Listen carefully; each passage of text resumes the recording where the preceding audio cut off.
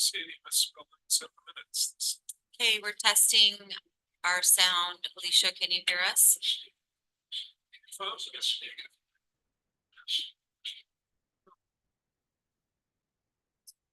Testing, testing.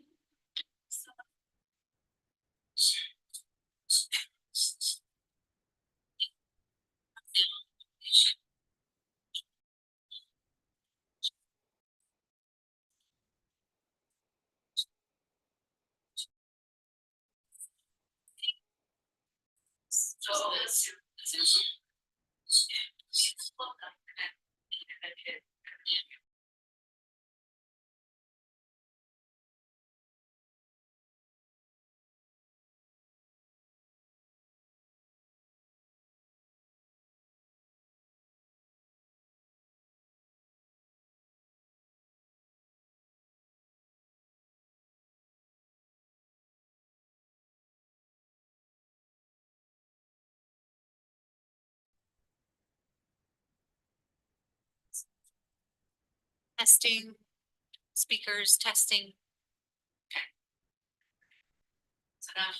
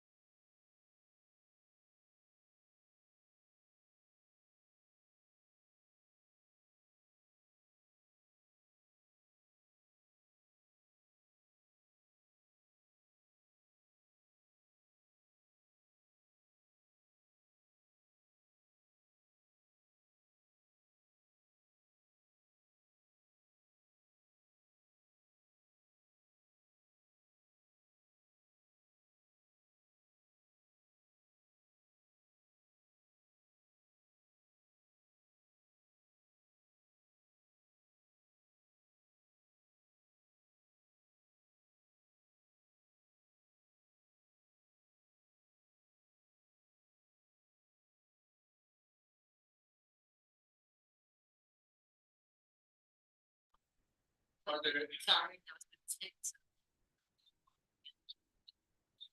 I was muted. My- Oh, okay. Aaron and Steve and Mary and Jerry and Obi are here. And no citizens to be heard. I think that's correct. Are there any ex parte communications or disclosures that should be made? Hearing none, we'll move on to the approval of the minutes. I have one question about them. Mary, you were here at the last meeting in person, is that right? And I think the minutes actually say that you were online. Oh. So it says Commissioner Aaron Lindbergh and Commissioner Mary Hofine were here via Zoom, so that should probably be corrected. The other corrections? I did entertain a motion to approve the minutes as amended.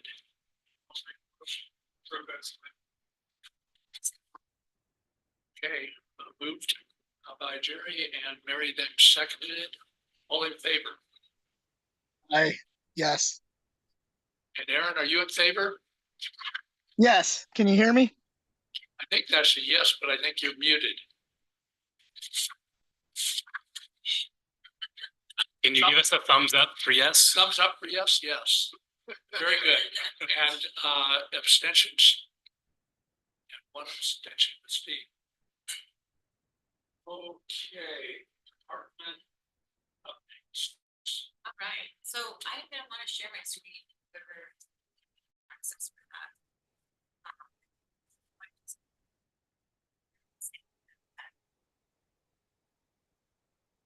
So, this is exciting. We've been working on getting this going for a little while, where we can actually have our current applications in process and just have basically a list of what is in process.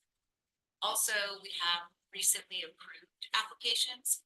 This is all coming about because we finally are really embracing our new, relatively new. It's been a couple years in the works that we've been trying to embrace the new software, iWorks, which allowed us to start taking in applications online and tracking everything through this new database. So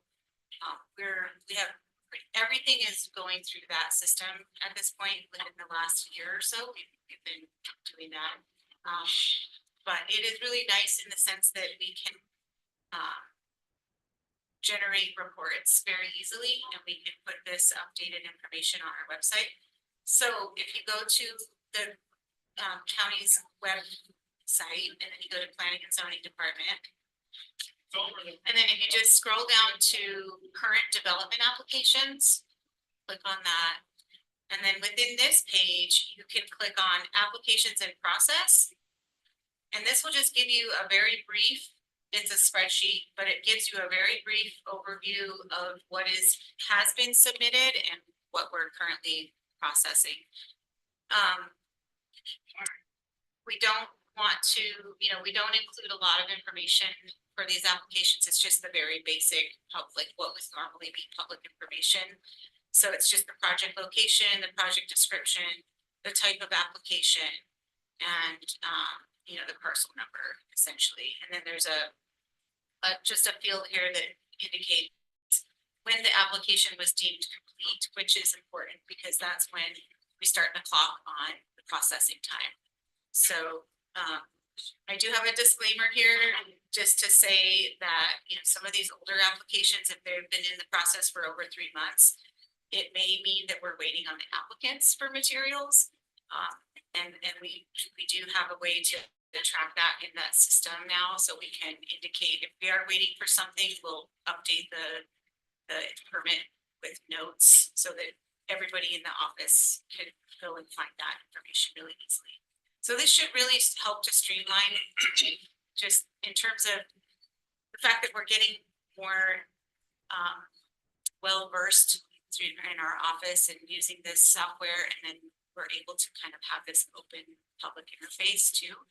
It'll just be a handy thing for everybody, and you can go through and see all of the different applications we've got going in the works. And then let's see. So if you go back, we also have recently approved, and these are actually, it's probably not all of the applications that have been approved, but most of them. And this goes all the way back to like 2021. So kind of late 2021. And this is kind of it's a work in progress. We're still trying to fill in the approval date for some of these, but you can kind of get a sense of what's been approved over the last, 3 years. Does it include the ordinance that approve the resolution of the ordinance that'll approve it? Does it include that in there? It doesn't include a link to the approving ordinance or resolution. That would be nice to have though. That would be really nice. I like that idea, Mary. It's easy to research. Yeah. For you guys, I don't think iWorks has like we could probably create a field within iWorks that we could fill in what ordinance number it was. And then it could be easy to look that up. Yeah. Great idea. It seems to me that it's very helpful for citizens, for somebody who's interested in kind of, well, what kind of development's going on. This gives them a big, long time for a heads up, rather than always having to check what's each week or each 2 weeks what's happening. Yeah, exactly. Yeah, and I think for you guys too, because you don't always see the subdivision plats. They don't come to you, they go straight to county commission, so for you guys to be able to keep tabs on that stuff too. I mean, I think part of our job is to report on some of that to you as well, but I think this is just kind of a way to have your own resource. Just out of curiosity, how does this compare to like other counties and municipalities in terms of like industry best practices?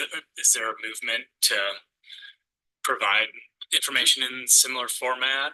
I think so. I've seen other jurisdictions that have information updated on, well, basically a lot of different jurisdictions will have like the public citizen portal where you can go in and look at any property and what's been processed or approved and permitted on any property. It's almost like you could do your own zoning verification if you wanted to. I don't think we're quite to that point, but I think it is more and more becoming best practice to share that basic information. Thanks. Steve, Aaron wrote that note for you. Can everyone try to talk into the mics? Yes. So that's it for our department updates, except that now we have for the first time, right? Yeah, Bryce at our meeting, she's been on board for what, 2 weeks now? Three. She's flying by. Yeah. So Bryce Rogers, she just started 2 weeks ago as the associate planner, so we're very excited to have her on board, and she's already doing an amazing job. So, And from what I understand, she's very, very smart. Yeah. oh, yes. We have one more little department update. Quick update slash reminder request for help. So at the last planning commission meeting, I mentioned that I've been doing some work with the housing task force, working on county and citywide survey about housing situations, housing expenses. We're really hoping to get as many people in the county and the city to take it as possible. So to that end, I'm going to be passing around some flyers with QR codes and links. Please share these. If there's anything you all can do to spread the word, it's very helpful. And I'll also be following up with the link in an email to all the planning commissioners.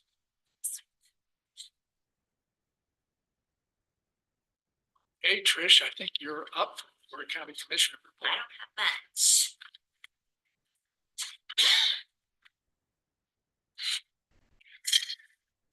Little bit. So just a couple quick updates from our county commission meeting on May 28th. And last struggling a little bit. I would guess, Trish, What'd you say? Aaron probably can't hear anything you're saying. Can you hear me, Aaron? Aaron? Yeah, I can hear you. He's got it. Good. Good. It was Okay, more great. actually Perfect. Mary. So Katie and Elisa did a presentation on the Waterwise landscape ordinance, and I think it went really well. As usual, Kevin, like Honed in on honed in on, the yeah, major flaws. yep, right. Yeah. He's so good. I mean, he really is. It's great. but yeah, he just catches things that it's like, wow. We contributed approximately 11,000 to the Thompson Springs Special Service District for a hydrology study, so I think that relates to development. The goal is obviously to just look at, you know, what is feasible out there, and part of that contribution actually went into legal, for legal counsel as to if they were to drill a well, the well site is on a private landowner's property. And so to draw up an agreement with that private landowner, an MOU with them to make sure, but I think it's going to extend quite a bit farther than that. And then the last thing was just, there was a CUP that was passed unanimously for birdies and bogeys. I think that's about it. Do you guys want to add anything to that? I can't. It was only a week ago, so not a lot has happened About since. the land use code updates. That's right. Thank you. Maybe a good idea of setting up a workshop. Right. for the next- I didn't add that because I figured you were gonna cover that. Yeah. later. Okay, cool. Okay. All right, that's it for me. Do you guys have questions or comments for me? Thank you.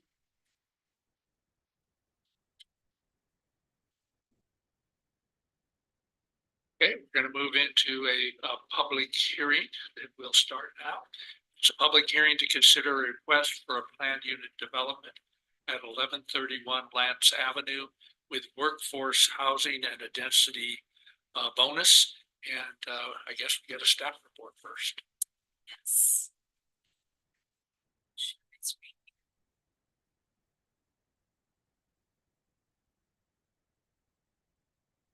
We did bring this up just as a heads up to the planning commission at our last meeting, just to say, just to let you know that this was coming, and kind of briefly discuss the general area and how this was originally, Community Rebuilds had originally submitted an HTHO application way back in 2020.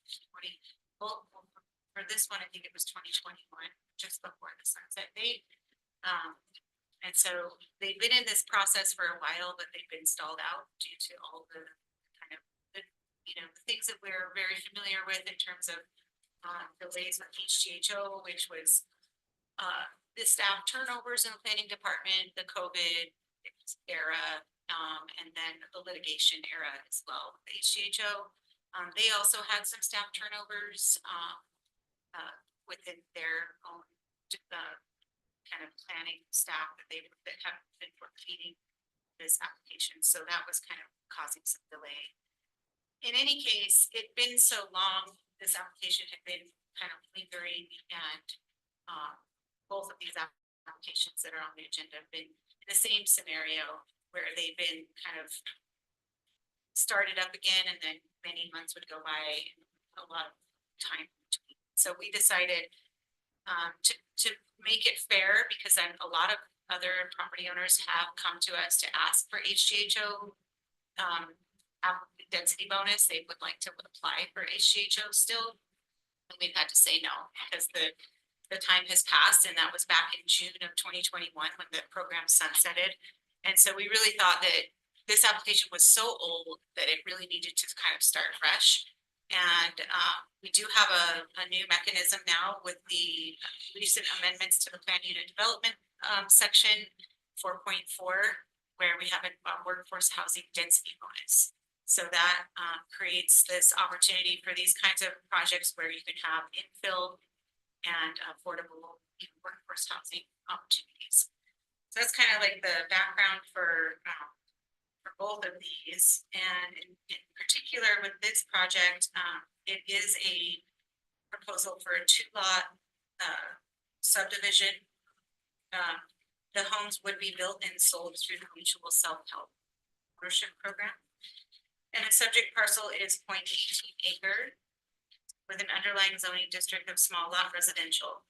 The lot is currently vacant and fronts upon Lance Avenue as part of the Monte Vista subdivision, which was approved by the Grand County Commission in July of 1958. This is probably one of our older subdivisions in the county unincorporated. The applicant would be applying the workforce housing density bonus per section 4.4.9 to allow for smaller lot sizes The proposed two lot subdivision consists of, one lot measuring 3,291 square feet and another lot, which is the flag lot, measuring 4,481 square feet. This condensed lot configuration does still include the required 20-foot access drive for lot 2 at the rear of the development. Try to show that here with the master plan.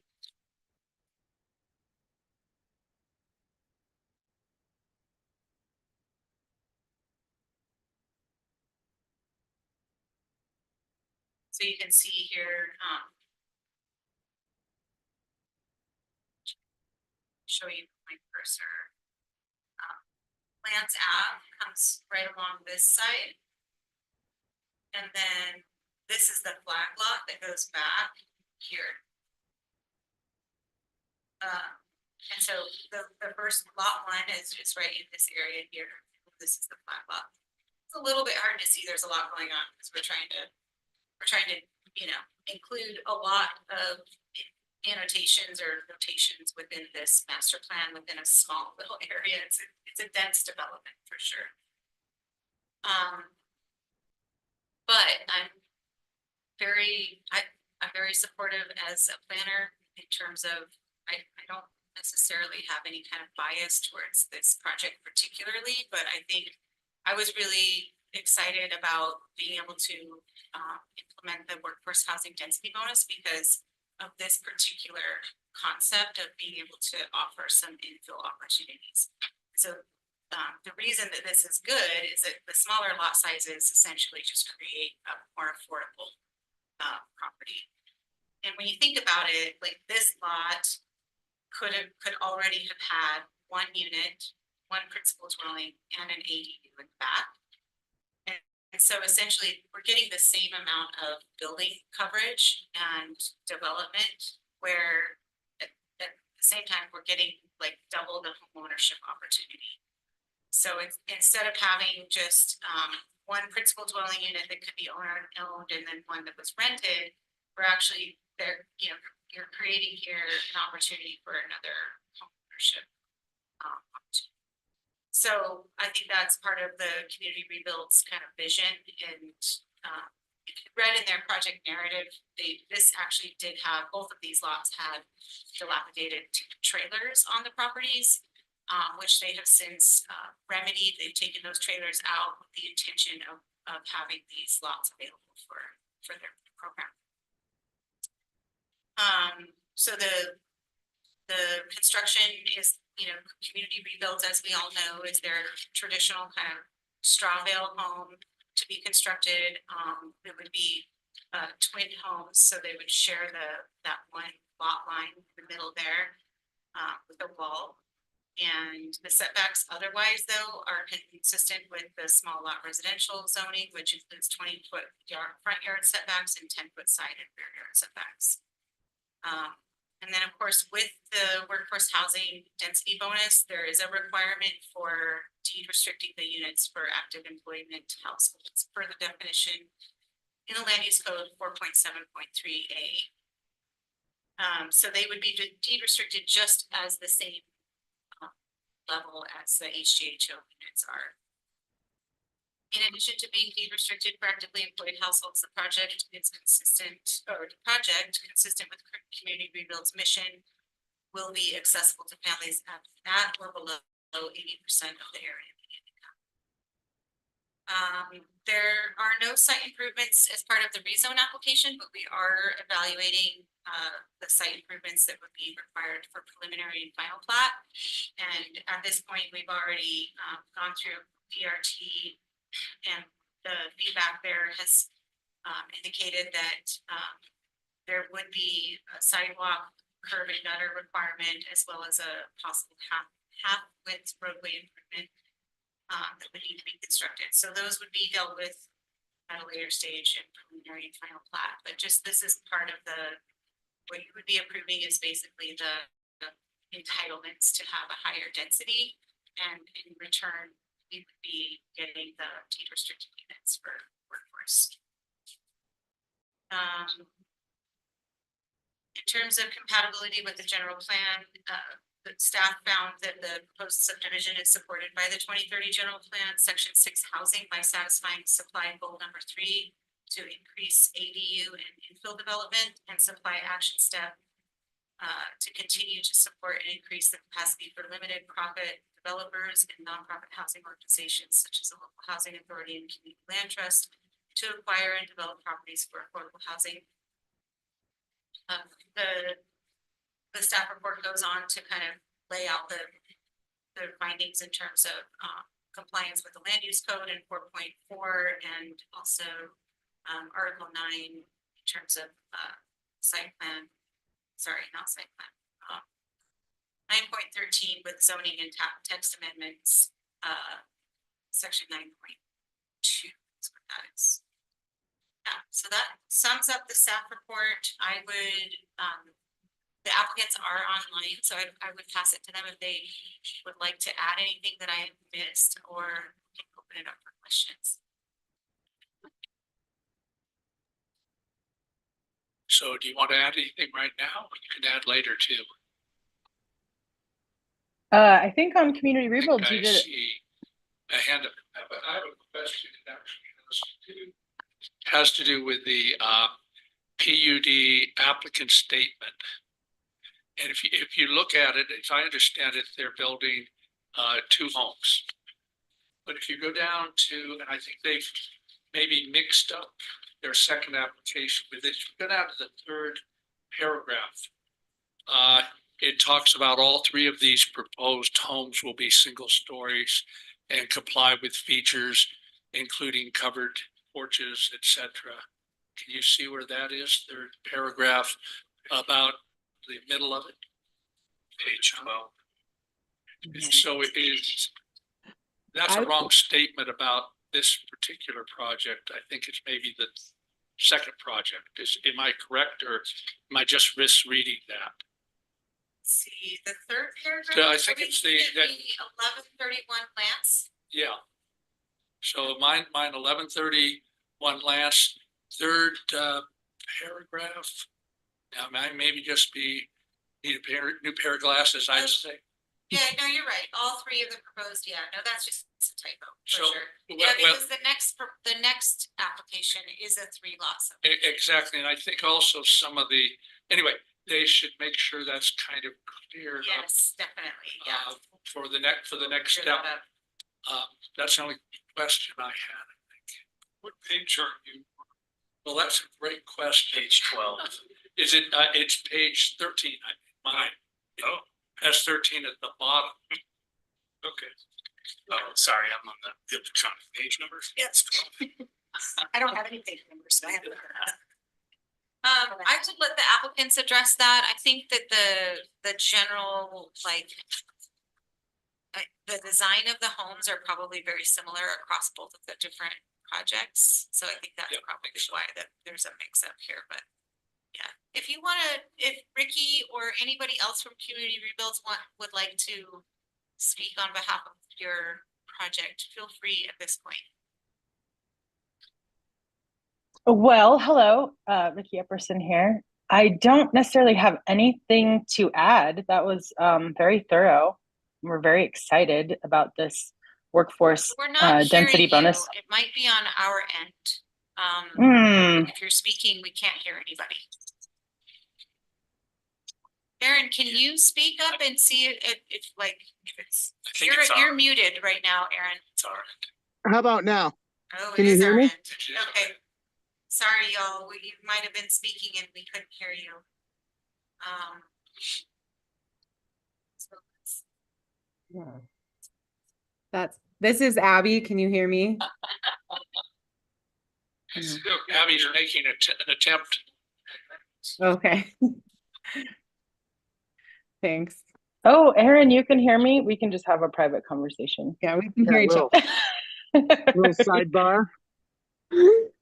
Well, I'll Can just you put hear in the me, Abby? chat here. I really don't have anything to add, so I just wanted to say thank you to the county for this density bonus. It's amazing. you guys know that's supposed to be on.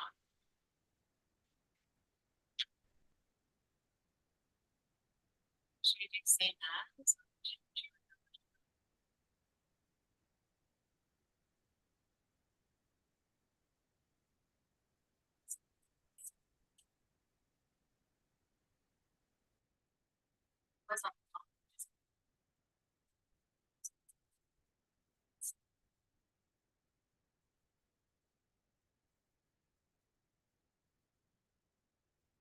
Okay, can somebody speak and see if we can hear you? Can you hear me now? Yeah, Hello? we got you. Okay. Okay, go ahead, Ricky or Abby or whoever would like to speak. I will go ahead and just say, thank you for such a thorough explanation, and also for catching that typo. We have two very similar projects in queue. I think that was the problem. And yes, thank you so much to the county for this workforce housing density PUD. It's amazing. We've been talking about something like this forever. Just wanted to put that out there. If anyone has any questions for us, please let us know. We have Abby, our board chair, and then we also have Jared Vanderzee, who is our drafter. Any questions? I do. But it's to staff. And it's in this, on the development agreement and the deed restrictions. There's a section in there that's set forth in section 4.4.9, workforce housing bonus density incentives. That section is actually HDHO. It's not, I just wondered how, and I know it's just a definition. Yes, it is, and it's so in the land use code, when we set up this density bonus, you'll see that we do reference the definition in the HTHO section, so we didn't have to recreate. So the PUD, actually the employed. PUD actually does that? Mhm. Okay, I wondered about that, but I couldn't Yeah. find it. And I thought that's, but my next suggestion was just to write that as a definition, because it's a It great should just definition. be- Yes, like that's one of our Yeah. land use code updates that we need to completely update our definitions. Well, you might want to write that someplace in that whereas that it's part of that, because it was confusing to me. Okay. So in the somebody else might development confuse it too. Excuse me? In the development agreement? Yeah, it's in the development agreement. It's not anything else, and I'm sure that'll all work out before you guys get to there. I just wondered about that, why, Yes. because that was a section all on its own, and it's its own overlay. And the PUD is its other own overlay, and I didn't Yeah. see where it coincided, but I figured you knew. And I just Yeah. was lazy, didn't look It's it up. not the ideal. I don't like these things. Thank you, Mary. We'll make sure that that is. All right. Really, I think it would be really good to include language in the development agreement that says something to the effect of wherever the actively employed household definition is amended in our land use code, because I think ultimately it should be in our Article 10 definition. I agree. That's why I looked for it. Hasn't made it in there yet. That makes sense. Okay, I knew it had to be there somewhere. I just didn't know how you worded it, where it went. Yeah. And I don't have, I ordered me one. I'm gonna find me a land use code so I can look it up. That's okay. A good question. Thank you. Any other questions from any commissioners?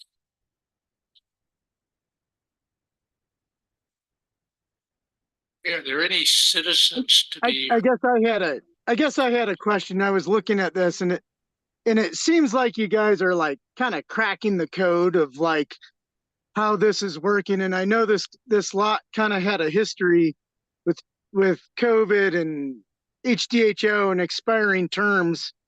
Do you guys have any like kind of like I see stuff like this? I mean, it's right up my alley at least of increased home ownership, deed restrictions, etc. Do you guys have any input for us as like the planning commission on this kind of like, Ricky, you sound pretty, it's like you want to do more of these, I'm guessing, or it's a model. I'm just wondering if you could speak to that. Absolutely. I mean, we've been talking with each group of planning staff about something like this for 10 years, and COVID didn't help a lot of things. It stopped a lot of things, but the staff at the county changes, seems to all change at once. We're gonna miss you, Elisa. And so it's been hard to get somewhere. So I was actually surprised to hear that this made it into the code, and it actually, that wasn't on my radar. So I'm so excited. We had proposed, instead of a primary and ADU, just being able to split any lot to have 2 dwellings to just help, stabilize our workforce with primary residents. Cause now it's a situation where if you're lucky enough to afford 1 home, then you can have 2, and so on. You can have many, actually. So I think this is right on track. And I understand that the affordable housing density bonus is a little bit higher, and that's something that we would love to explore in the future. I think there probably needs to be some criteria and procedures in place for that, and we'd love to help with that if that's at all helpful, since we've been, dealing with affordable housing for a while. No, I really don't have anything to say. I'm just so delighted to use this PUD density bonus, and thank you. Any other comments from commissioners? Are there any citizens who want to talk on this issue? Okay, then I'm going to close this public hearing and we can discuss this case. Do I have a motion actually probably first? I'll make a motion to send a favorable recommendation to the county commission for the planned unit development workforce housing rezone for parcel 020 SMV 0017 and associated development agreement and master plan with the following conditions. 1, the owner shall record the development agreement and master plan in the real property records of Grand County simultaneously with this ordinance and prior to application for further subdivision, construction, and development approvals. 2, the owner shall continue to comply with the PUD workforce housing requirement per section 4.4.9 as amended. Is there a second? I'll second that. Discussion? Just have a question related to Mary's comment. Do we need to amend the motion based on the definition request that you had? No, my guess is that staff will review that before it goes to the next public. This was only in the development agreement, and that development agreement will be, it takes a couple of iterations before it would get all the way through. So the county council will probably review it, staff will go back to review. It was just a question I had because it was an overlay that was already another overlay on top of another overlay. Confused me. I was confused. But it worked No, out. I mean, it's a good question, and I think Mary's right, the development agreement is in legal review now, so the attorneys are looking at it just to make sure it's like bulletproof in terms of the language that we're using. So if it needs to be changed, we can modify it between now and the commission meeting. And the actual PUD it's the overlay, it's the rezone, and that's all we're really looking at tonight. So this information will be something that goes for the process. I didn't have any more questions. Any other questions? Looks to me also like a very good proposal and a nice solution to housing problems. At some point, we'll probably want to count how many new houses have been added with the kind of density bonuses for workforce and for affordable housing. That's an interesting strategy. Any other comments? Okay. We're going to vote how many I'm not going to read the whole thing over again since it's in our packet, word for word, but for this parcel 02-0 SMV 0017. All in favor? And Aaron, you're in favor by putting your hands up or not? Okay. Yes. It's unanimous. Okay, we're gonna open a new hearing. And this hearing has to do with public hearing to consider a request for planned unit development at 1278 San Juan Drive with workforce housing density bonus. I guess we start with staff. you. So this is very similar, in terms of the background. I won't repeat all of that with the, use of the PUD workforce housing density bonus, but this one is just a little bit, it's just down the road here on San Juan Drive, and it's slightly different in that the property is a little bit larger, so it's 0.26 acre. And, the proposal is for a 3-lot subdivision. So, this is the vicinity map that shows you where this lot is located, and it also did have a dilapidated trailer on the property when Community Rebuilds acquired it, and they were able to clean that up and submit their application for this PUD density bonus subdivision master plan. So let me get the master plan there for you, so you can see that.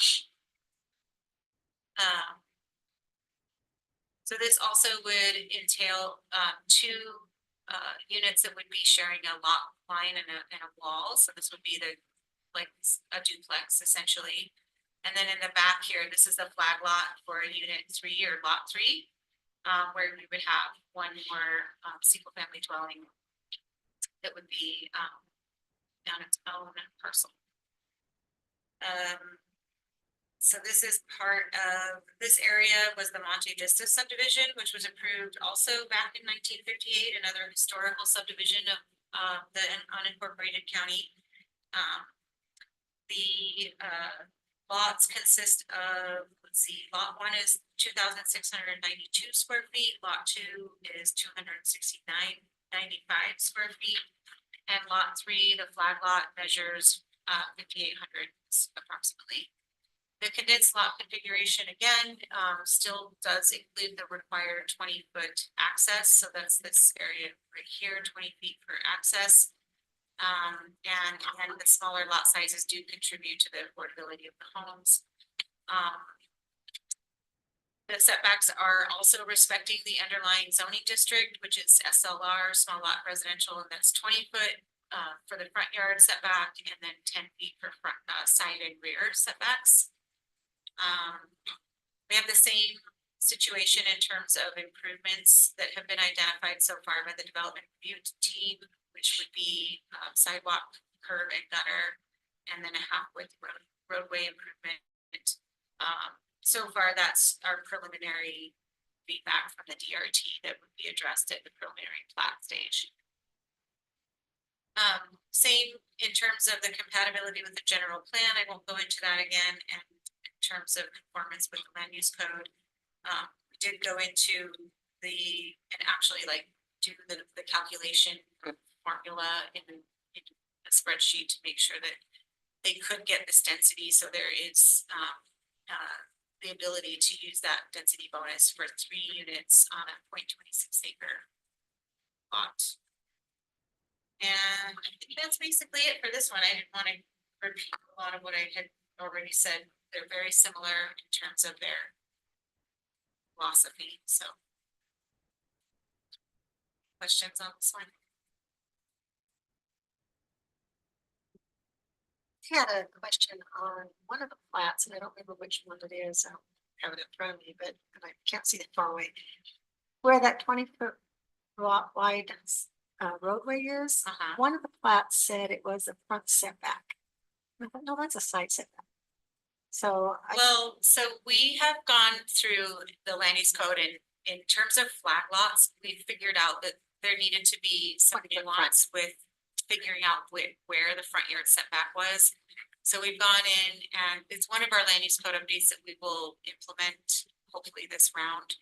But wrote up a memo because we've had so many of these flag lots where it just didn't make sense to have the front yard over here where it might be a lot more restrictive for the building footprint. So in one sense, like, these are the two options that you could have for your front yard setback. It's either this property line that's parallel to the street, which is over here, that would be considered your front yard setback, or this is also considered, this could be considered your front yard setback where you enter the property from the flat portion of the lot. So those are your, we kind of feel like it's important to leave that up to the zoning, planning staff and the, the developer to figure that out, because we have a lot of these flag lots where the lots end up being so narrow and you really cannot build if you're restricted to that one interpretation. Well, and under those circumstances, I would consider the front of the roadway, because it's the driveway, it's not really a road, it's a driveway. Right, So your driveway is your front. right, Yeah. right here. Yeah. So now that makes sense. That Yeah. makes sense. And Just it's question. I just saw it, and I thought that seems weird that they have it set back there. Yeah. Good catch. Well, I don't catch it, the recorder will.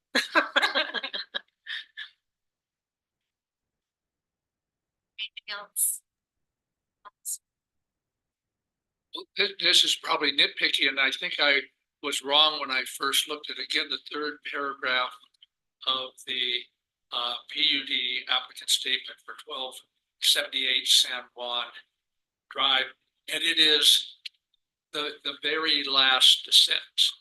Here is how I got confused, because the proposed subdivision would create smaller lots, 0.06 acres and 0.13 acres. Of course, my immediate thing was, oh my goodness, that was the 0.18 acres up above, but I think it means that they will create smaller lots, 2 of 0.06 acres and 1 of 0.13 acres, and then the round Yeah. gets rid of it. So Wow, I might suggest that they might Yes. clarify that in case Absolutely. somebody else gets confused. That is very confusing, and I apologize that I didn't catch that. I went through and read these applicant statements pretty quickly, in order to try to get everything into the packet on time, and I missed that. So we'll get that cleaned up for sure. So that by the time this gets to county commission, it'll be very Great. Thank you, Opie. Any other questions of staff? Any public comments? Guessing none. Then I'm going to, oh, Aaron, you aren't talking, are you though? Not getting ready to talk, okay. No, no, sorry. No. Then I'm going to close this public hearing. Do we have a motion? The motion. I move to send a favorable recommendation to the county commission for the plan unit development workforce housing rezone for parcel 02-0 SGB 0049. An associated development agreement and master plan with the following conditions. Number 1, the owner shall record the development agreement and master plan in the real property records of Grand County simultaneously with this ordinance and prior to application for further subdivision construction or development approvals. And number 2, the owner shall continue to comply with the PUD workforce housing requirement per section 4.4.9 as amended. We have a second. I'll second. Mary seconds. Discussion.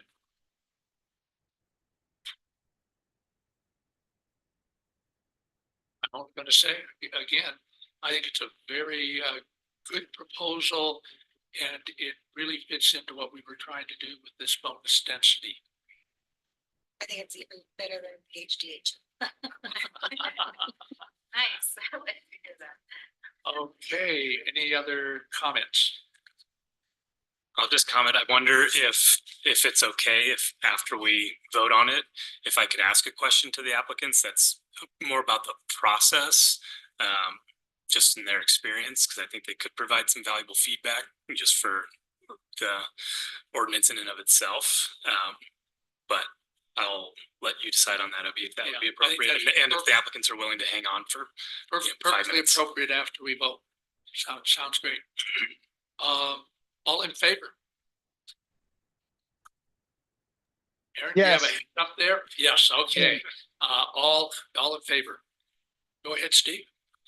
Yeah, if Ricky or Abby or anyone from the CR team would be open to addressing this question, and I'll share that this comes from a recent paper I was reading about some pretty groundbreaking land use updates in major cities, where essentially in what was previously single family zoned areas, they made exceptions to allow multifamily, and really it didn't.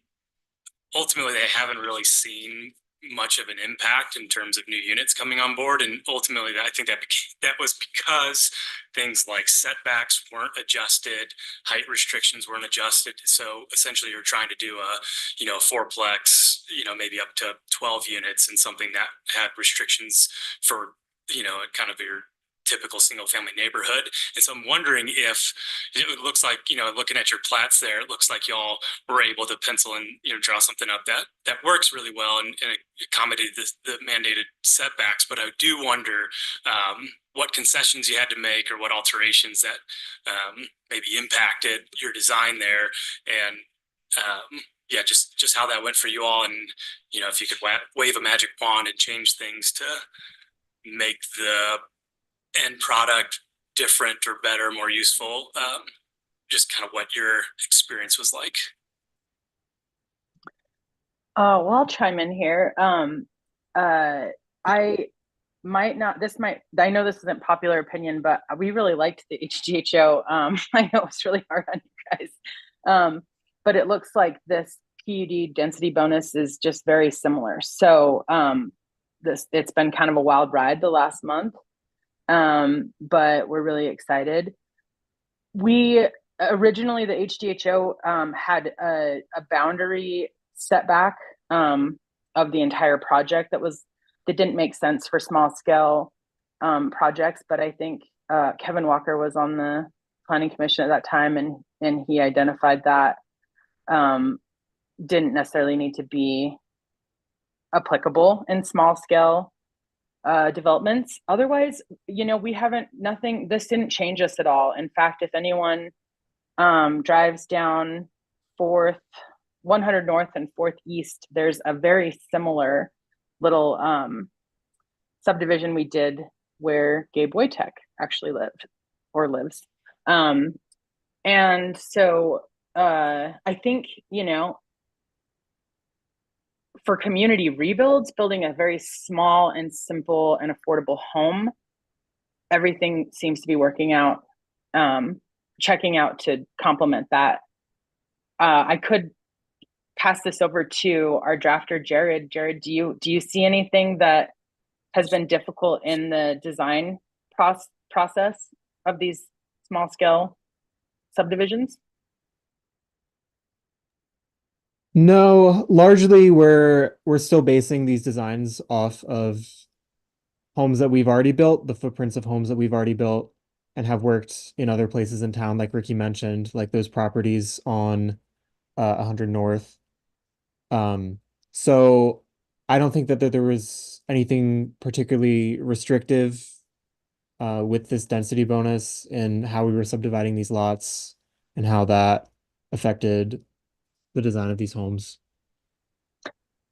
Well, that's good. I know that Mary Hoffman, you might remember when there was like the sharing parking in a flag drive situation. That was the only thing that made the twin homes at a Royal Crossing work with such a small track. So, parking in the setbacks, sharing parking, those things have been really helpful. I don't know I know we had to work with the city to amend the code so that the flag drives, flag lot, the driveway actually helped contribute to the square footage. I'm trying to wrap my brain around what happened there, but we didn't have an issue with this particular plat, so it's probably a moot point. But just looking at little things like that could be helpful. I think when people think density, they tend to think, you know, big apartment complex or giant townhomes, but there's a lot of way that we can fit 3 or 4 modest, affordable homes on any given lot and do it affordably. I have a question. In just discussing that, where the county has the requirement that you can only put so much building on your lot. Are these going to restrict sheds and carports and things that like that? Will that restrict that? So the PUD section currently has a flaw, and it's been in noticed for a while, that it's part of our updates. It never accounted for adjusting lot coverage, building coverage maximums. When you're increasing density, obviously you're gonna have to adjust for the building coverage percentage, so that's being fixed, and that wouldn't affect this project, but in terms of the, like, putting sheds or carports, if you're just talking about sheds or carports, those are not permanent. They're not considered like a permanent structure where those could actually be existent in the setback. Because the setbacks would probably be the thing that would be the constraining factor for these lots, because anywhere outside of like the building footprint, it almost just, you're running into the setback. Yep. But PUDs also offer the opportunity for the applicant to propose different setbacks than the underlying Yes, they zoning district, whereas I think the HGHO, I think they wanted you to respect the underlying, they wanted you to respect the underlying setbacks. I can't remember, but the PUD has a lot more it does have some flexibility built into it. Yes, but it there does. is that flaw where it didn't account for. Well, accessory structures also are only required to be 3 feet from a property line. So under those circumstances, their setback is a little bit different than the other, but it's mostly the section in the land use code that's for building coverage. It's really hard to fill all that up because I think it's like 75% of the lot or something. It's really hard. Right. But I just wondered if, because these lots are so small, and if they wanted to put a shed on their property, how do they, will that be constricting to them? Not that they might not want it or need it. Right. And also carports, because we live in the sunshine. Carports are pretty much needed, unless you got a lot of trees. Right. So I just wondered how much, I'm sure they'll work it out, but I'm just Yeah. wondering how that would work. But no, I'm 100% behind the PUD. I think it's a great way to go. Since the Yeah. HDHO is sunsetted. I think there's some fine tuning to do Oh, yeah. in the Definitely PUD will be. section, but I think it's a good tool for now. It's kind of, I like it a lot. yeah. Thanks, Ricky and Jared and CR team. Thank you. Yeah, thank you. So I guess we are ready for discussion of potential LUC updates. Okay, so I didn't want to spend a ton of time on this. I wasn't able to really expand on the list of updates. But I did want to let you all know that we had this discussion on the commission's agenda at the last meeting. So they were able to see, I showed them the spreadsheet that I shared with you at the last meeting, which is up on Grand County Connects, so anybody can see it. We're adding to this as we come across things, but these, as I said before in our last meeting, these are the updates that we've been tracking for a couple of years that have really become more urgent.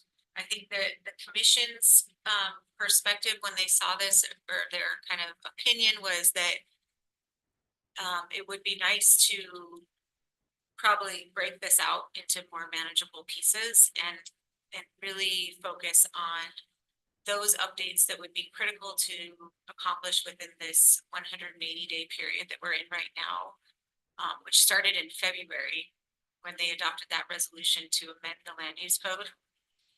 So there is a eagerness to get some of the land use code amendments and even some zoning amendments done within this period of time. And so just as a heads up, when we go into the commission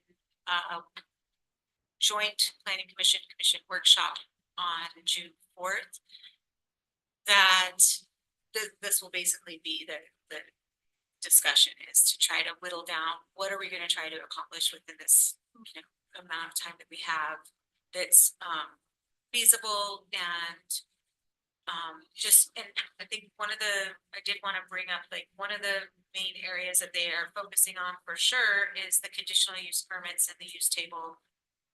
It's not necessarily something that's new, it's only been brought to light more recently, just with the amount of conditional use permits that have been applied for. And, but this has been something on the list of possible amendments for like a couple years since they became, very, I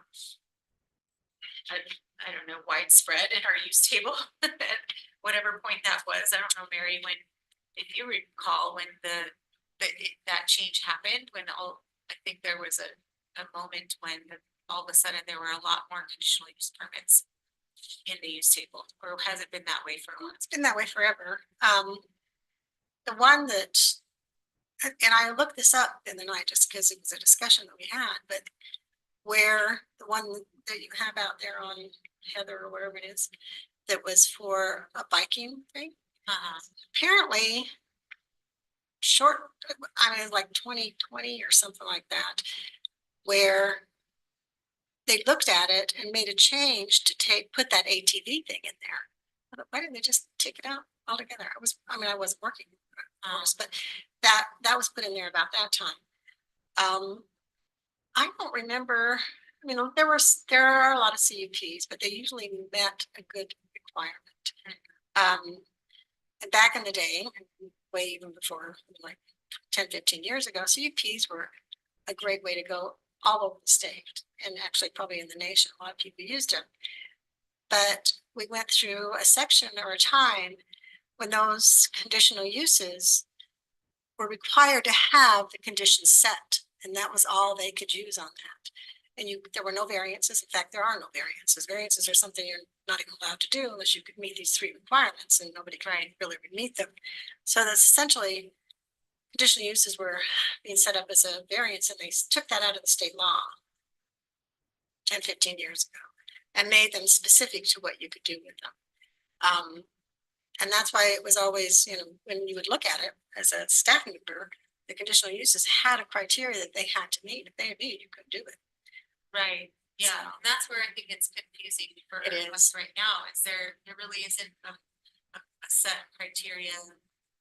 We have our use standards, but if you have really robust use standards for the use itself, then it should And site shouldn't need a plans. CUP necessarily, unless you're talking about something that's like a more of an industrial type of use where. Well, the ones that we used, we did a lot were the gravel pits, because they would go in, they'd set it up, they'd use it, they'd leave. Right. They'd have to reset it up, even though it was on the same parcel of land. It was a different company. And there was also they were only vetted for so long, couldn't happen forever. The company itself couldn't do it forever. So, Right. they do expire Yeah, if you don't get a business license for them. If they kept their business license up, they could use it forever, right, exactly, yeah. even if they weren't using it. And Kept the business license. in terms of staff time dedicated to tracking them and ensuring that they are following the conditions and,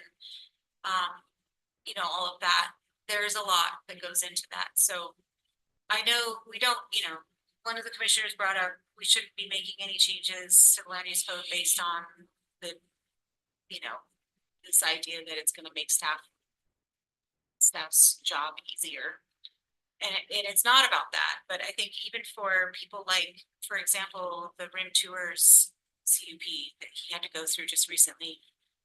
That was kind of silly. He was in highway commercial zoning and he's at a bicycle outfitter. It just seems to me like that, like as a planner, you should, when you think of it in a planning perspective, you designate areas where things are appropriate and they're either permitted or not.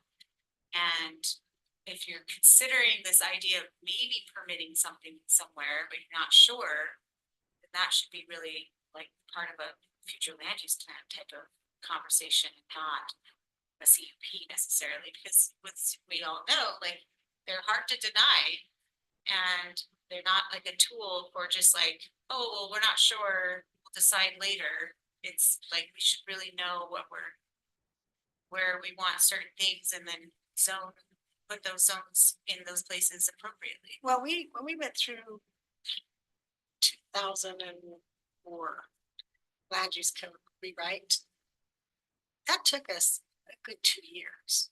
Yeah, And it was one of the reasons state law was demanding, or dictating what you had to do. And part of those were the CUPs. That's why they had that. Every CUP had that was one of the hardest ones for us to do. Is we had to make sure we put on all right requirements for that.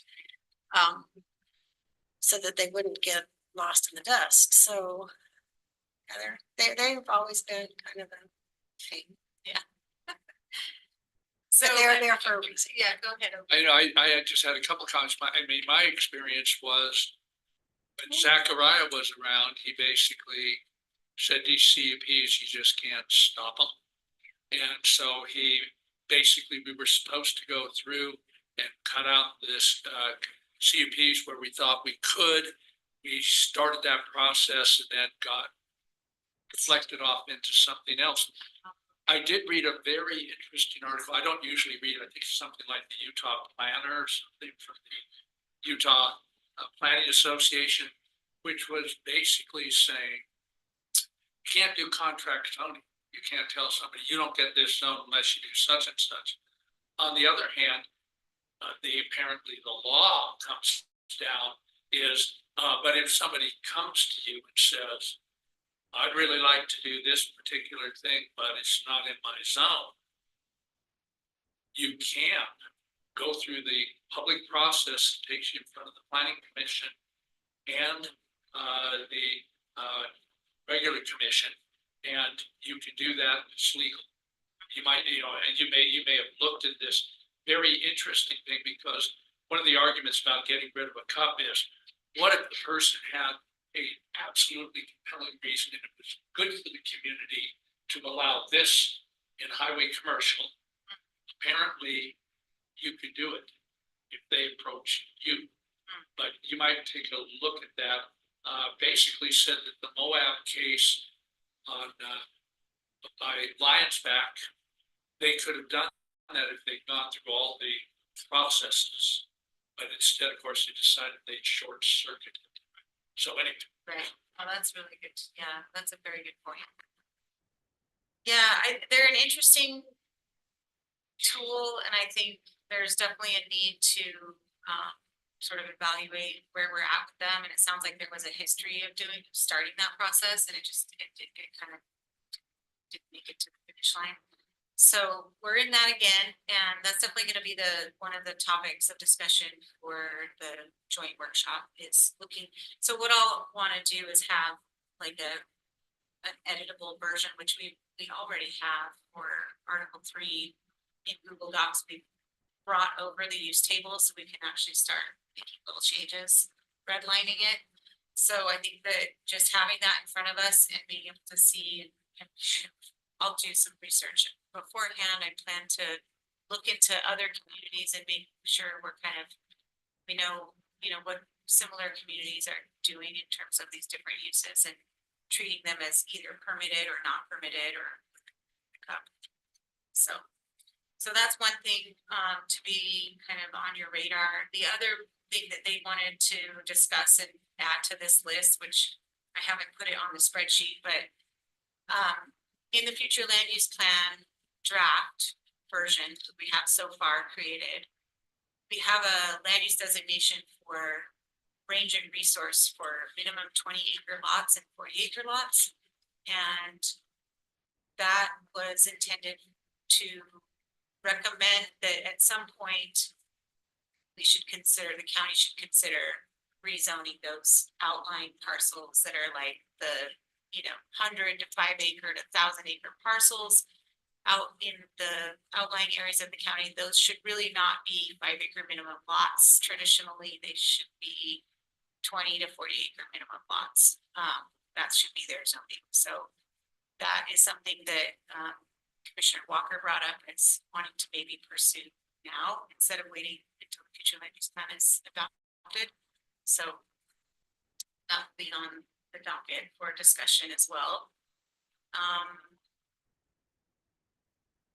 But yeah, overall, I think, you know, they're motivated to get some of these updates done. They just they want to try to prioritize the most critical ones and not, you know, get too lost in the weeds with this entire list and trying to do all of it at once. So are you guys prioritizing it or? Yeah, so my intention has been to, prior to that meeting, is to pull out some of these that I think, especially the use table.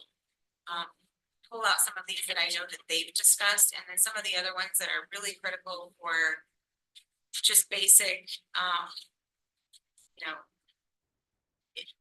like operational stuff, like for staff to be able to process development applications and business licenses, where we've had so many problems interpreting certain sections of the code, where it'd be so nice to just clarify and be more specific in some of those sections. So, yes. I think- Lisa, I had a question too about the priority. So you had it up there just a minute ago, but there was one that I remembered. There's a handful of these, maybe even more, maybe 15 or 20 of these where they're really simple changes, like Yes. changing the minimum parking space to 9 by 8, right?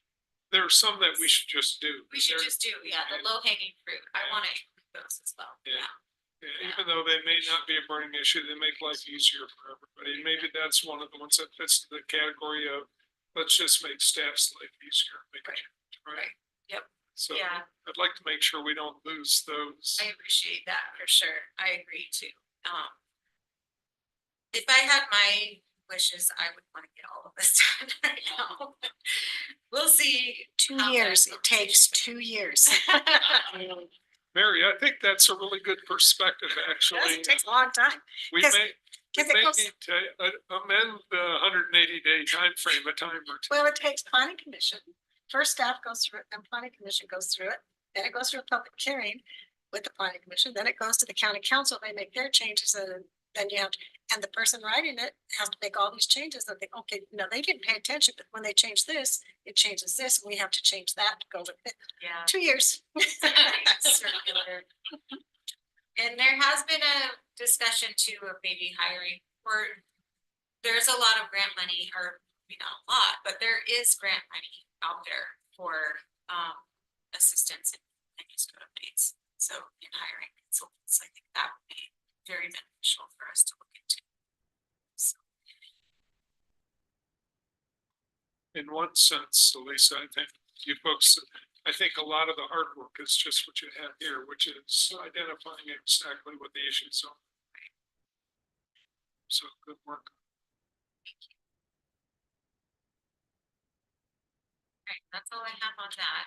I think we have most of the planning commissioners, majority anyway, were able to confirm for the joint workshop on June 4th. And I can't go, Oh, that's right. We're gonna be able to come. Yeah, I'll be in Oregon. that's right. Okay, Very much tentative. you're tentative, okay. Mary, or Chair, it's good. I think Aaron and Tony said they were gonna be okay with it. So, yeah, even if we had, I mean, it doesn't have to be a quorum, because it's not, we're not voting on anything, but if we just had some input from planning commission, I think that'd be great.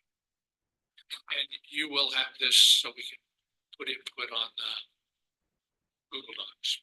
Yes, yep, it's up on Grand County Connects, but I could share the link again, so, and make sure that you could, it's weird, in the spreadsheet. if you can Add a comment. Oh, you can add comments, okay, so I'll make sure it's editable for comments. I might need a tutor on how to do it. If you wanna send me anything via email, that's always all good and fine. Or as just well. come into your office and show me how to do it.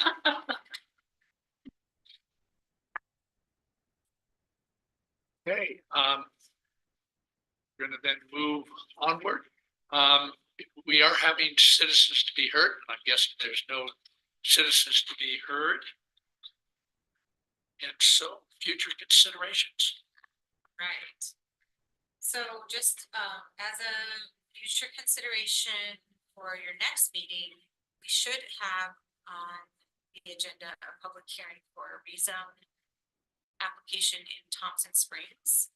And this, I'll just give you the vicinity map just to show you guys. It's a proposal. As you know, in Thompson, everything was kind of just blanketed, range grazing, almost just kind of very, I don't know.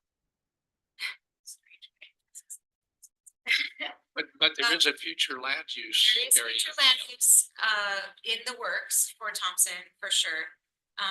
But this is this is the property right here where they wanted to rezone to rural residential. So it would be going from 1 lot per 5 acres to 1 lot per 1 acre. I can't remember how big this lot is, but it's it's a substantial size, so I don't want to get too much in detail of the application, but that will be coming to you at the next meeting. And we present that one. Because Bryce has, just roots. They're not my roots. They're not your roots, very into them, so. She married It's the great. We have some familiarity with the area. It's more than I do. Okay, so that's just that. And then. So one thing we were also talking about is since we have this vacancy on the planning commission right now, we currently, I don't believe we have anybody representing anywhere in Spanish Valley on the commission right now. I think everybody pretty much lives. Am I wrong about that, Steve? Do you guys? I believe technically Spanish Valley, but. You're okay, you are unincorporated, that's true, but I think everyone else is in the city. I'm not in the city. You're not? Oh, I'm out by the golf course. oh, wonderful, okay, that's good. Wait, I need to get your updated address. Okay. Cause we do have a spreadsheet where we track, like Alicia tracks all of the boards for the county, and there is a couple gaps that I have not filled in, and that would be your address and contact information. So if you want to just email me that would be great, I can update. But we were talking about how interesting it is that the planning commission bylaws, it doesn't require any representative membership or anything from any, like it could just be people from all living in the city of Moab representing kind of the unincorporated areas, which I know there's some caution in going into trying to change that. Admin has warned us that that might not be something that the commission would really want to try to change, or it would create some different complexities in terms of creating like this representative type setup, but it was just something we started to think about. Like, it would be nice. I'm glad that we have one. We have two now that we know they're in the unincorporated areas. So So just the fact that we have 7 kind of gives us better odds for having a good mix, doesn't it? yeah. Well, he's at Arroyo Crossing. He's out there. Yeah, that's pretty good. See, his address is also outdated then. Okay, that's one. And what do you think, Tom? I mean, it's something that you were. I thought it was very odd that people with inside the city limits that don't live out in the county are making land decisions. Well, I don't live in the county. Live out in the county. When I'm on city of water planning commission, and one of the requirements is that I actually live in the city, right? They don't consider me live outside. That's right. Which makes sense, right? Yeah, I know. It is a Cities little and counties, interesting. I mean, I think because the county is all encompassing. It's like if you live in the city of Moab, you also live in the county. So Right, it's but a our little bit land different. use doesn't apply to anybody. It's true, yeah, but it's, Yes. But I have property in the county, even though I live in the city. nice. Yeah, I don't know. It's something to think about. It's just like, I don't wanna necessarily open up a can of worms in terms of like a bureaucratic process that we, that went into, Yeah, I mean, it's not like we've controversial got or something. 3 of but 6 right now do, so Yeah. kind of seems like it's a Right, non-issue. Well, and also Yeah. It could be an issue. the county property tax that you pay, people who live in the city, we're paying county, all of the county property taxes. Right, So, you know, under the circumstances, the city people still have a lot to deal with the Mm. county. So you're saying taxation without There you representation. go. yeah. Something to think about. It is in the sense that you have Thompson too, right? That, you know, yeah, anyway, so. It could be very challenging to get folks, we already have kind of a challenge getting anybody to serve on the planning commission in general, so if we limited those seats to certain areas, that would. They want government. People in this county, yeah, two fully operational governments. Sorry, I'll digress. You know, it's interesting that you brought up Thompson. We had some pretty big issues come up related to Thompson, right? And I don't remember anybody from Thompson ever being in any of the meetings. They're probably, I know there's not a lot of people living there. But they're all very local. When we did that future land use map, that they had the highest amount of participation. I think, Did they? you Yeah, know, they should have. well, what do you do? Just put a flyer up at the Thompson exit gas station, you know, and word Yeah. gets out. Fire department. Yeah, there's some engagement out there. If we go to Thompson, like we did that time when we had the workshop there at the firehouse, that was very effective. The whole community goes to the water district meetings. I mean, it's like on fire. Yeah. For sure. Yeah, It is such an interesting issue. Our watersheds sit in the county. Whether you're in Moab or whether you're in Castle Valley, or the county road will take you up to get to Castle Valley off the state highway 128. It's an interesting Interconnected. issue. And that, of course, we do pay taxes, so. But it is interesting, we're not too focused on the city as a body right now. And it'd be interesting if we wanted to make some in Spanish Valley, some in other outlying regions. But then, of course, you also have the problem of who's going to do the job. You know, how many applicants do we have now? We have one, We have one. yeah. So, but you wonder if it were, you know, people are looking for that specific representation. Maybe it would, I don't know. right, maybe people will come out of the woodwork. Yeah. Yeah. Well, I would leave it to you all to ponder that and we can revisit it. And if you feel like it's something to, I think I would want to know a little bit more about the logistics of setting it up in that way, or having, maybe requiring one seat to be occupied or two seats to be occupied by unincorporated folks. But I mean, I think there's some support. And then we definitely just leave it up to you guys if you wanted to pursue that. Well, I'm wondering if it's just the shift, because when I was staff, we had more people out of the county than we had from the city. Very few were in the city, so I think it just is a shift, just Yeah. happens. And honestly, I think most people that live in the city have property in the county too, Right, somehow. or some other There's interest. some interest somewhere, Yeah, or businesses in there. oh, true, Something. that's true.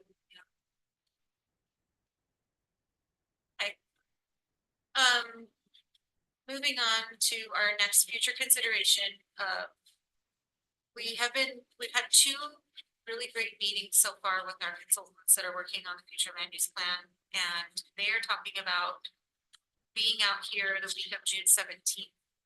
And that would, I wanted to check in with you all to make sure that if you were around that week, because we would definitely want to engage you. Either have them like meet you and interview you like individually or in a couple different sessions, like 2 or 3 planning commissioners. Obviously we can't have a forum or anything like that, but if you all are gonna be around that week, I wanted to be able to get back to them and let them know that might be a good time.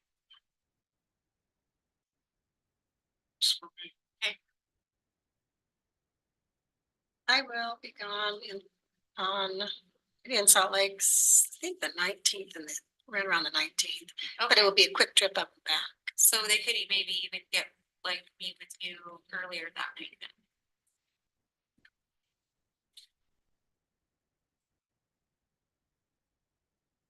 Are they here that full week, the 17th? We're- Sorry, did you say it We're trying to earlier? in the figure week? it out. It'll probably be like 2 to 3 days out of that week. Yeah, Monday through Wednesday would work better Okay, for me. so earlier in that week. Okay, great. What about you, Aaron? I'm going to be in Moab that whole week. Just, working the 9 to 5 grind. So I can take off, I can be flexible. Like I can Okay. meet in the afternoon or whatever. Okay. Yeah, we were talking a little bit of maybe like getting the land use steering committee together and having a session with the consultants that way.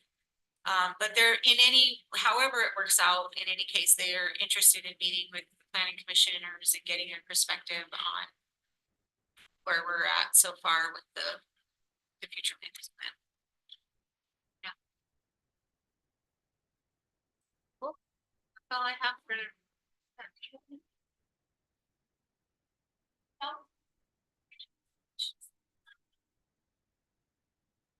And I probably do have something which I think I did mention to you, which is at some point, I think the land use code should have a section on growth management.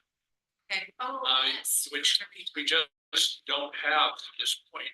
It's very nicely outlined in the general plan. But I think it ought to be part of the land use code at some point. I don't know, probably a section on its own that talks about where we want future growth to occur.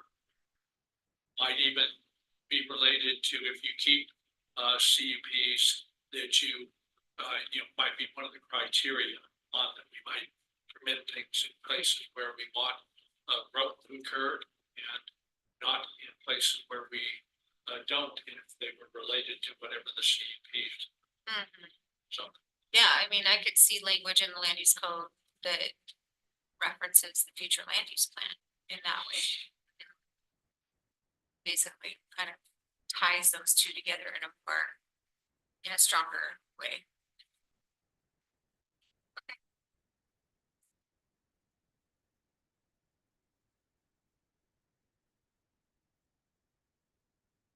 okay, any other things? I'll entertain a motion to. Are we talking about future consideration? Yes, we are indeed. Aaron. I think you just muted yourself, maybe. Okay. Twice. That's good.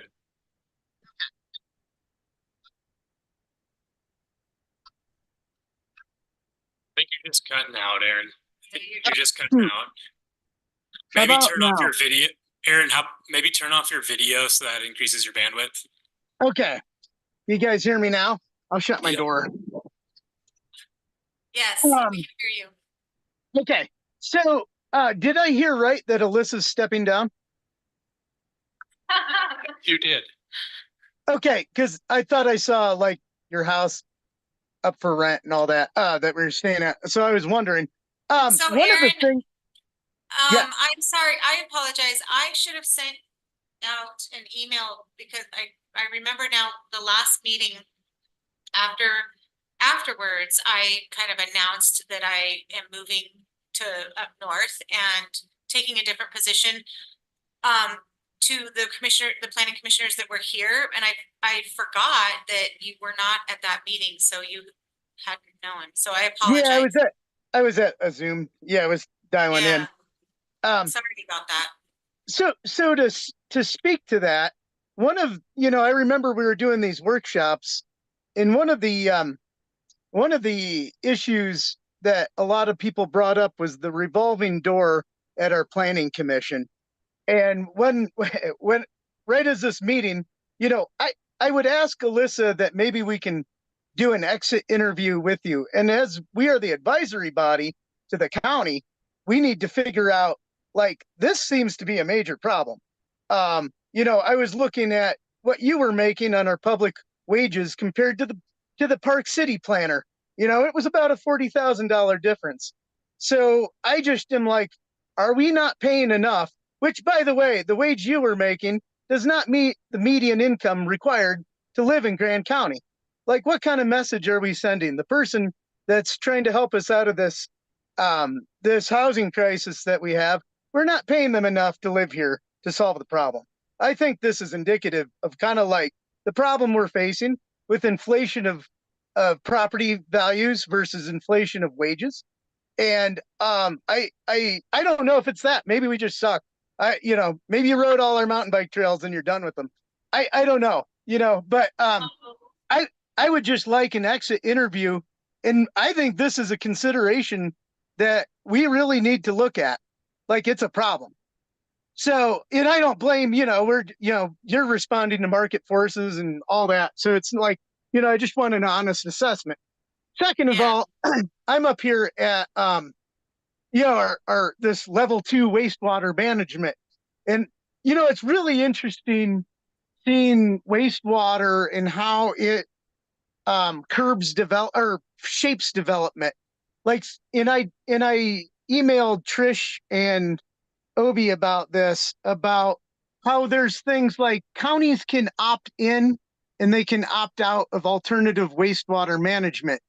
I don't necessarily have a dog in the fight, but like the conditional use permit out on Cane Creek was based on denying them around a wastewater management, an alternative wastewater management plant. The county can just decide not to have those in our code. We can opt out of it. I don't know if that's a popular position, but it seems like enough of the commissioners are against that thing that may be an attack to think about, surprise developments like that. Another issue that I saw was, the Department of Water Quality, they have issued water protection zones, and I like the fact that's on our land use code updates. But it seemed to me like the Department of Water Quality has issued places that, like, how much septic systems you can have on a place. And in the thing at Castle Valley with the glamping, I was wondering if that water protection zone would allow an intensive glamping thing that may be putting 10,000 gallons of water so close to a groundwater source. So I think that's really important, that I'm seeing more and more how wastewater can kind of like, we need to protect their water, and that's an immutable thing. That's not like state, that's the state setting those guidelines, just like they do for our groundwater consumption. They're kind of like things that can't be tampered with the legislature. It's like, well, I don't know, the state's saying you can only do this, so you can only do that, right? So that's kind of my 2 cents on things I've been learning. Thank you. Thank you, Aaron. Erin, I'll follow up with you in an email on my departure and some of that, because there's more to the story. It's not just black and white in terms of like what you would think in terms of like pay and that kind of stuff. There's other things. I get it. It's complicated, but I also look like, Jenna's left, our chief of police, we lost several of them, and we seem to like not be able to hold on to our civil servants. And I just want to know why, I hear you. I've been thinking about that a lot, like the trend that we see where there's just a lot of turnover in this area, in it, not just in our government, but in the school district, you know, with the teachers. It's just, it's an interesting and probably somewhat complex issue. I don't know if anybody knows the answer necessarily, but it's something to keep talking about for sure.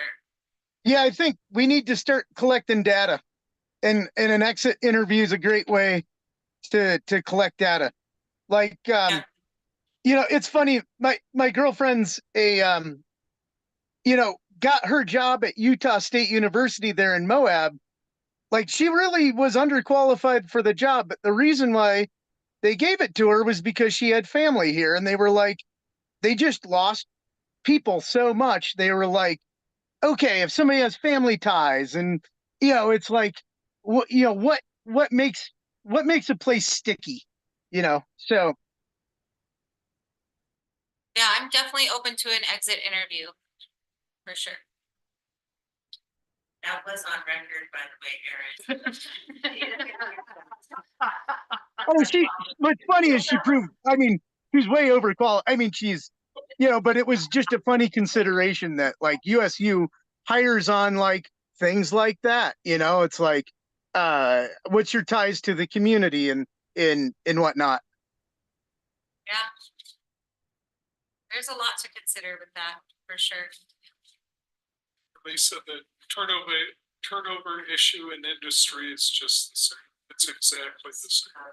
What's the average stay anymore in corporate America? It's 3 to 5 years or something like that. It's low. Yeah, and it's the same thing. I mean, you gain some experience, you end up being more marketable to someone else than your own company. So, you know, like you said, there's a lot of reasons you might want to go. You might want to just go live closer to family, or you know, your father gets sick and you want to go live close to home. There's Lots of different variables. yeah. Yeah.